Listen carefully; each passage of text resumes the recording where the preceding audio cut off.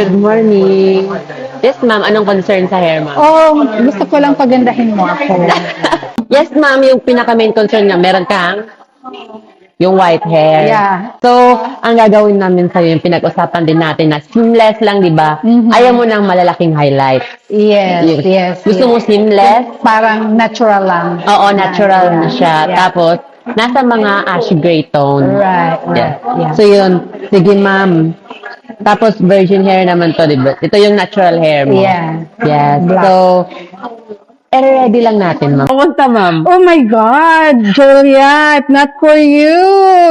Para na akong Tignan mo, ma'am, oh. Donya. Ayaw Ano yan nga. ang maging Donya kung di sa'yo, na? Oh my God, all the way from LA. Yes! Just for this.